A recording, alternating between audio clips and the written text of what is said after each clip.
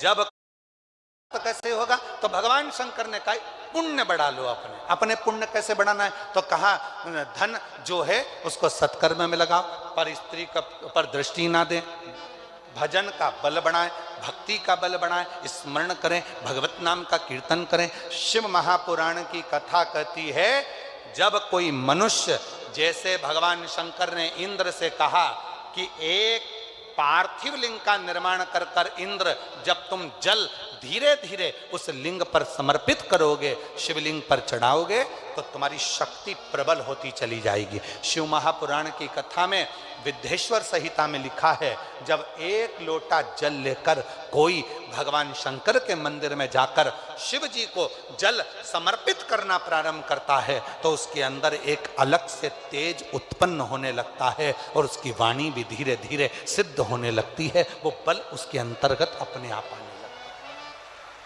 है। इसलिए सारी समस्या का हल, जम के बोलो जरा, सारी समस्या का हल बोल बम का नारा है।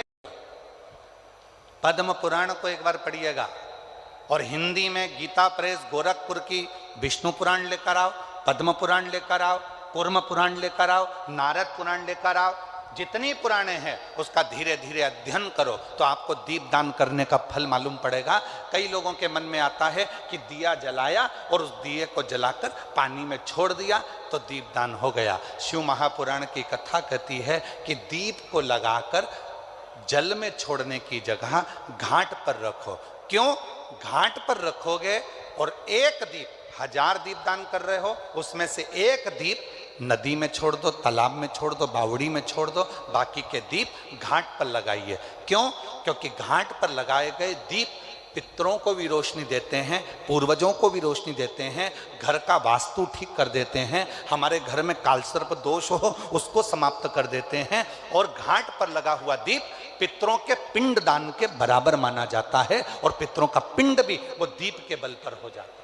इसलिए दीप घाट पर होना। पर कई लोगों की आदत होती है, नदी में गए हैं, अगरबत्ती मोमबत्ती वो कौन सा मिठाई के डब्बे ले लिए, मिठाई के डब्बे, फुलझड़ी के डब्बे इकट्ठे कर लिए, कार्तिक का महीना था, दीपदान करने गए थे, 1000 दीप बना बनाकर सारा नदी में छोड़ दिया। आगे जाकर वो कचरा इकट्ठा हो गया और पूरी नदी दूषित हो गई। उस माँ को दूषित नहीं करना है, उस माँ को शुद्ध करना, उस माता को शुद्ध कर।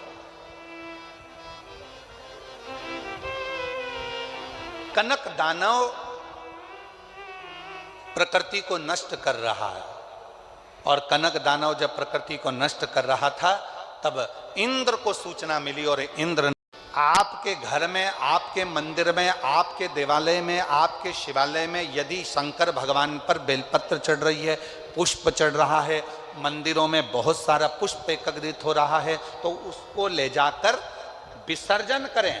विसर्जन का मतलब ये नहीं है कि नदी में, तालाब में, बावड़ी में, कुएं में ले जाकर डालें। विसर्जन का मतलब है किसी एक स्थान पर उसको एकत्रित करें और जब वो पूर्ण तरह से नष्ट हो जाए तो उसकी खाद बनाकर किसी पौधे में ले जाकर डालें जिससे उस पौधे की उन्नति होना प्रारंभ हो जाए। जरूरी नहीं कि आप जलाशय को दूषित करें, जरूरी नहीं कि किसी नदी, तालाब, बावड़ी या कुंड को आप दूषित करें। विसर्जन का मतलब है कि जब आपने पूजन करी, पूजन करने के बाद आपने चावल का दाना लेकर शिव जी को समर्पित करा और अपनी पूजन का विसर्जन कर दिया, बाबा मेरी गलती को क्षमा करिए, मैंने जो कुछ भी गलती करी है इस पूजन में, अनुष्ठान में, आप मुझे क्षमा कर दीजिए। और वो निर्माल्य को ले जाकर आप एक और ले जाकर उसको एकत्रित करो।